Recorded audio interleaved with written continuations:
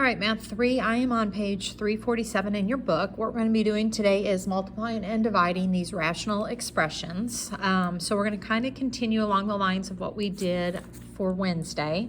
The only difference is that you're going to have more options to choose from when you are simplifying.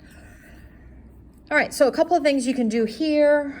You can just literally multiply across and get 15 over y to the fourth. Well, I guess that's the only thing you can do right here.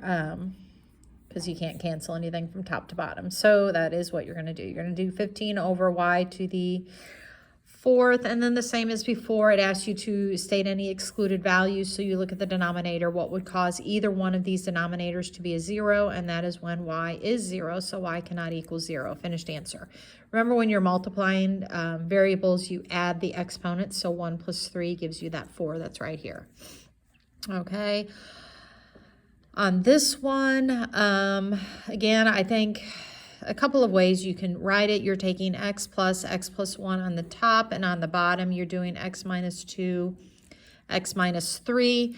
Nothing here simplify, so I can go ahead and do my excluded values right away. I can do x cannot equal 2 or 3.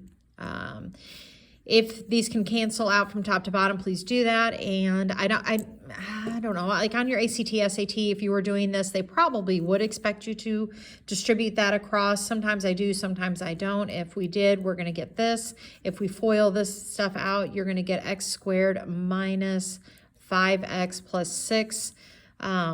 So I'm guessing these would probably be the answers you would see. You know, I'm just saying, I don't know if you want to leave it really in factored form or multiply that back out. Okay.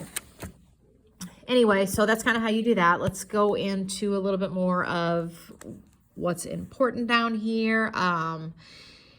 What you're going to be doing here is you factor these first, and then we can cancel what we can. So this right here, sorry, that's blurry.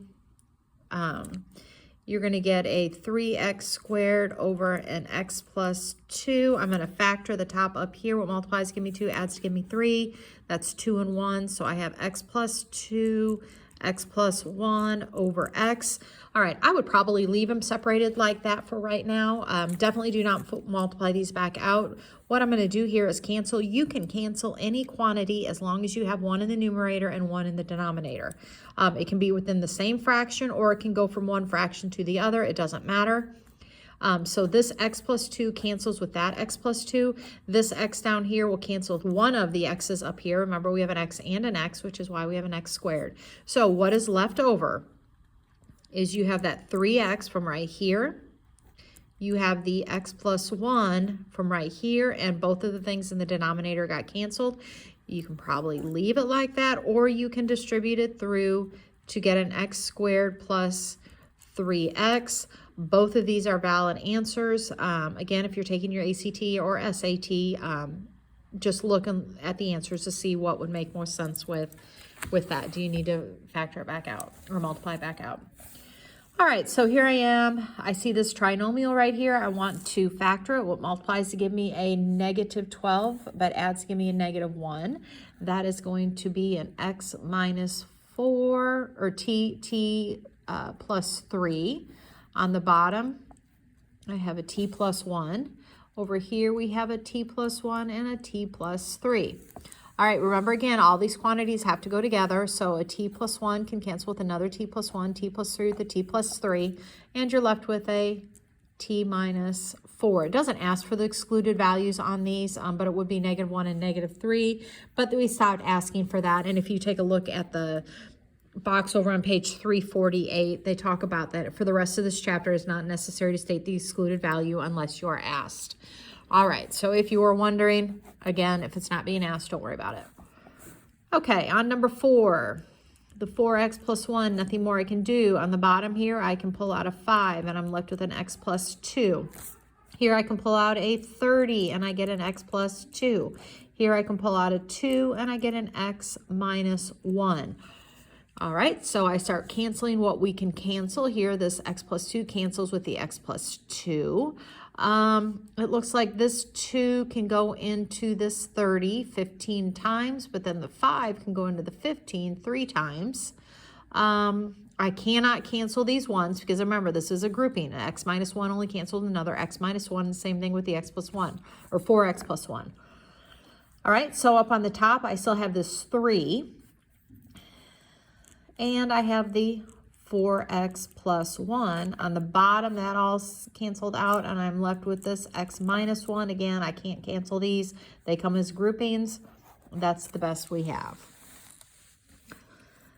All right, so same thing here. You're going to pull out a 2. We get that. We're going to pull out a 2. We get that.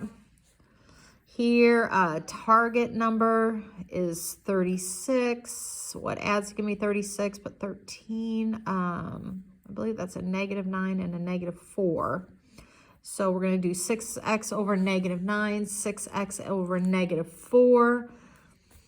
So this one factors into a 2x minus 3, running in my own work here, and a 3x minus 2. All right, and we can put that over a 1. This 2x minus 3 cancels with that 2x minus 3. This 2 on the outside cancels with that 2 on the outside. So basically everything in the bottom has canceled out. We are left with the x minus 7 here, and we're left with the 3x minus 2 here. I'm fine with that answer. Again, if you're taking your standardized test, look down at your answers and see if it needs to be FOILed back out. All right, on the top up here, what multiplies to give me 1, adds to give me 2, that's 1 and 1, so I get x plus 1, x plus 1. The bottom is the difference in perfect squares, so you get x minus 1, x plus 1. Here we want to multiply to get that, so you're going to get x plus 3 and an x minus 1, and you can put that over 1 if it makes you happy. You just start canceling, so it looks like this x plus 1 will cancel with one of those. This x minus 1 will cancel with that x minus 1. So left in the top, we have an x plus 1 and an x plus 3. No need to FOIL that back out, and that is all we have. All right, so you can take a look and practice your stuff, but same stuff always. So let's go over here to our dividing. When you are dividing, you learn down in grade school that when you divide, you multiply by the reciprocal of the other number. So I'm going to leave the first one identically as it is. I change my division sign to a multiplication, and I do the reciprocal of the following fraction. So reciprocal means you flip it out. So the x plus y goes to the top, and the xy goes down to the bottom. Now you do just what we've been doing. This x plus y cancels with that x plus y. This x can cancel with that x. There's no plus sign in the middle, so it's okay to cancel. And you have now canceled everything on the top, so I'm left with a 1, and on the bottom I have that little lonely y down here, so 1 over y. Part B, you're looking here, you're going to pull out a 2 from the 4K and the 8. So you pull a 2 and you're left with, oh, I'm sorry, pull out a 4. Pull out a 4 and we're going to be left with a K plus 2. Here you're going to pull out a 2 and you're left with 3K minus 5. I'm going to change my division to a multiplication. I flip it, so the 9K minus 15 now goes to the top, and I can pull a 3 out of that. All right, so if I pull a 3 out of that, I get a 3K minus 5. And then this K squared plus 6K plus 8 went to the bottom. What multiplies to give me 8 adds to give me that, and I have 2 and 4. So I'm going to do K plus 2, K plus 4. Now that we're here with everything factored, we can start doing our cancellations. What divides out? So K plus 2 divides with the K plus 2. 3K minus 5 with the 3K minus 5. This 2 can go into 4 twice. That looks about it. So up on top, it looks like I'm left with this 2 times this 3, which is 6. Down on the bottom, everything canceled except for that K plus 4. And again, I cannot simplify that down. That's the best we can do. So neat in your work. Keep yourself organized. If you need to keep rewriting and rewriting, go ahead and do that. All right, I will do one more right here on this page. I'm going to factor this out. I feel like we just did this one. It's 4 and 2, so x plus 4, x plus 2. What multiplies to give me negative 2, adds to give me 1. That's going to be an x plus 2 and an x minus 1. Change my division to a times, and I'm going to flip the top. So this goes to the top. I'm going to pull out a 2, and I get an x plus 2. This bottom is just simply an x plus 4. I can't do anything with it. And then again, we start dividing out what we can. So the x plus 2 with this x plus 2, or you could have done these two. It doesn't matter. Just don't do them both. Do 1 and 1. X plus 4, x plus 4. That looks like it's about it. So I'm left with this 2 and the x plus 2. And then on the bottom, I get that x minus 1. And that's the best we can do. We cannot cancel that. Okay. All right, over here, I think all they want to show you is that this is really z minus 1 over 1. So when you go to flip it, again, let's factor this out. You're going to have a z minus 1, z minus 1. Here, that stays as a z squared plus 2. There's nothing I can do with that. But when you flip this, you get 1 over z minus 1, like that, and then your z minus 1 will cancel. Remember, if anything's the complete opposite, the rule still stands. You can pull out a negative, but these will cancel out, and you're simply left with the z minus 1 over z squared plus 2. Okay, z minus 1 over z squared plus 2. All right, really what you're doing here is just simplifying things down before you do it. So if I ever told you that maybe you were doing something and you had z was equal to 8, well, you could stick 8 in for every z in here, or you can stick 8 for every z in here, and you're going to get the exact same answer. All right, this is just a simplified version of that fraction.